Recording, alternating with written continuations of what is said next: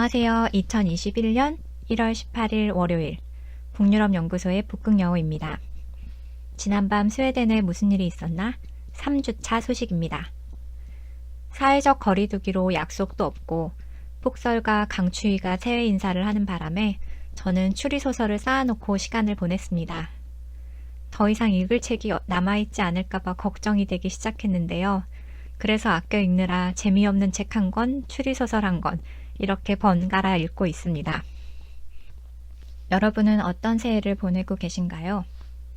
이번 주는 스웨덴의 코로나 상황을 한번 짚어보겠습니다. 다들 아시다시피 스웨덴의 코로나19 대응은 스웨덴 안팎에서 논쟁거리였습니다.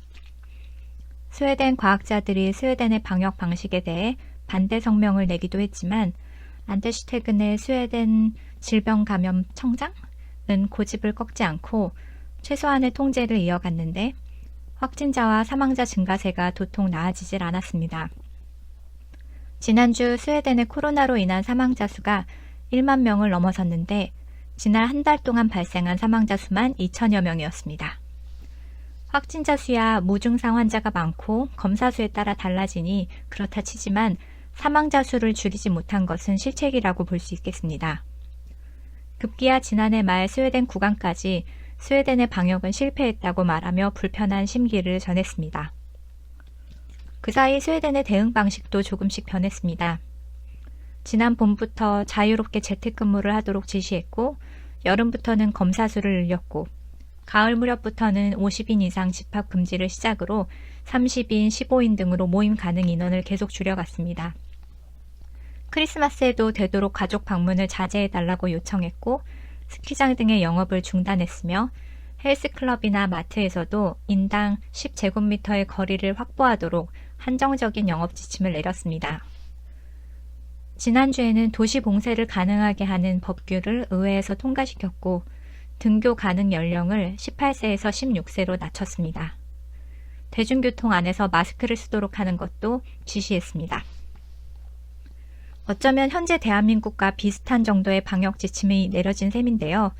초기부터 마스크 쓰기를 강조했던 한국과는 달리 마스크 안 써도 된다는 메시지가 퍼진 상태였기 때문에 이것을 다시 강제하려니 메시지를 수용하는 시민 입장에서는 그다지 주의를 기울이지 않는 분위기이기도 합니다. 사망자 수 때문에 방역 실패 이미지가 짙은데요.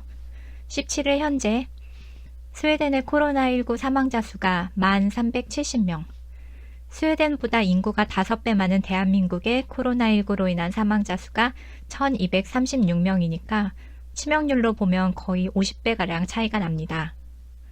문득 궁금해졌습니다. 지난해 19주 차에 전체 사망자 통계와 각 나라에서 발표하는 코로나19로 인한 사망자 통계 사이의 간극에 대해서 말씀드린 적이 있습니다.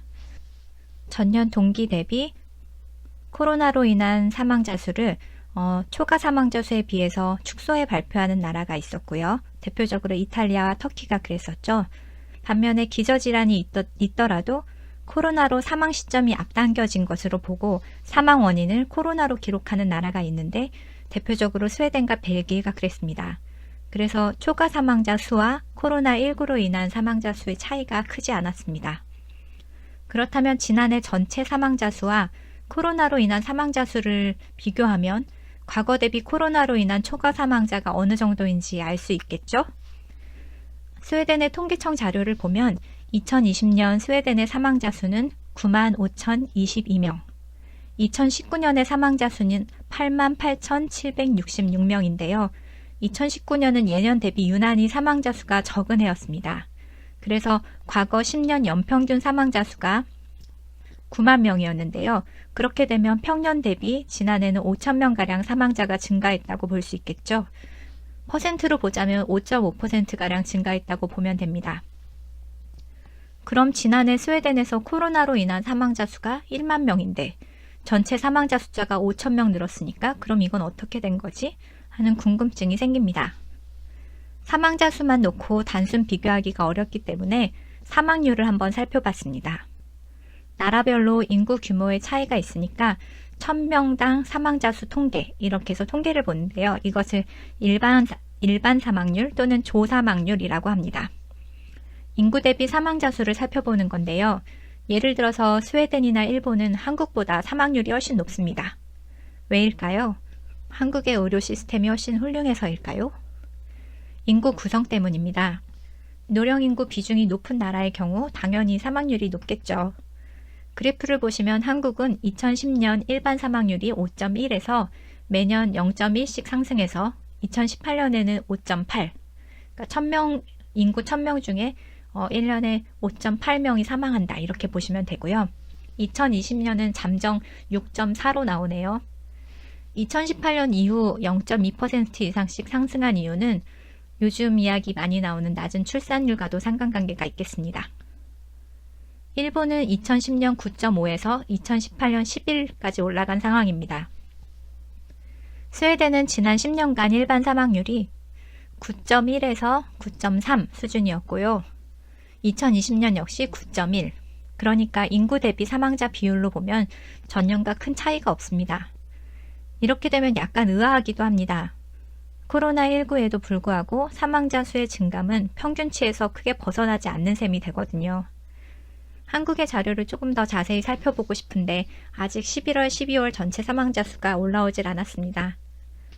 저는 통계 보는 걸 좋아하는데 한국은 여러 면에서 일본의 통계의 그림자 같습니다. 일본보다 10년 정도 뒤에서 일본의 경향을 그대로 따라가거든요. 인구 변화도 그렇고 범죄 유형이나 여러 가지 지표가 그래요. 개인적으로 바라기는 한국이 여러 면에서 앞으로 일본과는 다른 추이를 좀 그려갔으면 좋겠습니다. 백신에 대해서도 이야기를 하고 싶은데 오늘은 여기까지 할게요.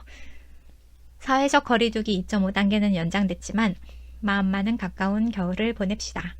그럼 늘 하던 대로 헤이도. 더 많은 뉴스는 북유럽 연구소 브런치를 보시거나 페이스북을 참조하세요.